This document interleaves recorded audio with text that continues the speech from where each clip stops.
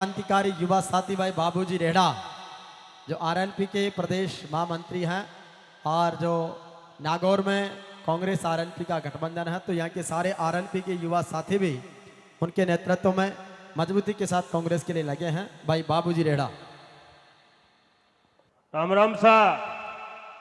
आज डिग्गी कल्याण जी की धरती पे मंच माता विराजोड़ा टोंक सवाई माधोपुर से ताका लोकप्रिय प्रत्याशी हरीश जी मीणा साहब, सम्मानित मंच और दूर दराज से पधारे हुए मेरे पिता तुल्य बुजुर्गों, युवा साथियों, आज आपके बीच में मालपुरा की इस धरती पे मैं आशा और यह विश्वास लेकर आया हूं कि लोकसभा चुनाव 2024 के दरमियान प्रथम चरण का चुनाव समाप्त हो गया है और द्वितीय चरण में टोंक सवाई माधोपुर भी आता है। मैं दौसा लोकसभा क्षेत्र से आता हूं। मैं मंचासीन और आप सभी किसान जवानों से कहना चाहता हूं कि राजस्थान के अंदर दौसा लोकसभा सबसे ज्यादा अंतर से जीतने वाले मुरारीलाल जी मीणा होंगे। मेरे भाइयों, आपसे आशा और विश्वास करता हूं कि टोंक सवाई माधोपुर से भी, और ये तो भाग्य इनके साथ में रहता है, जब ये भारतीय जनता पार्टी से दौसा से सांसद बने थे तब मैं भी भारतीय जनता पार्टी में थे। देवली से 2 बार विधायक बने, वहां हमारी पार्टी के भी 19,000 वोट हमको मिले थे। निवाई से भी 20,000 से अधिक राष्ट्रीय लोकतांत्रिक पार्टी को मिले थे।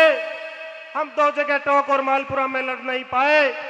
मैं हरीश मीणा जी से कहना चाहता हूं कि टोंक सवाई माधोपुर के अंदर इस इंडिया गठबंधन और राष्ट्रीय लोकतांत्रिक पार्टी के समर्पित 1 लाख मतदाता है और सभी ने ठान लिया है कि इंडिया गठबंधन के धर्म को हम मजबूती से निभाएंगे और आपके पक्ष में 26 तारीख को अधिक से अधिक वोट डाल करके आपको विजय बनाएंगे। किसान साथियों, युवा मित्रों, आपसे निवेदन करना चाहूंगा कि जब 2014 के अंदर ये नरेंद्र मोदी आपके बीच में आया था, जब बड़े बड़े वादे करता था कि मैं किसानों की आय दोगुनी कर दूंगा, मैं आपसे पूछना चाहता हूं कि आपकी आय दोगुनी हुई है? हुई है? नहीं हुई। मैं पूछना चाहता हूं कि वो कहता था कि काले धन को हम वापस लाएंगे, काला दिन लायक नहीं लाए। अपने बिजनेसमैन मित्रों का धन जरूर उन्होंने कर्ज माफ कर दिया।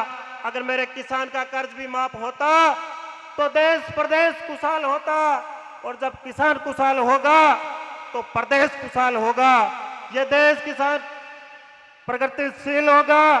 यह चुनाव कोई आम चुनाव नहीं है, और मैं तो आपसे कहना चाहता हूं, यह चुनाव हरीश जी मीणा और जूनेपुरिया जी के बीच का भी नहीं है। यह चुनाव गुजरात के 2 बिजनेसमैनों का है।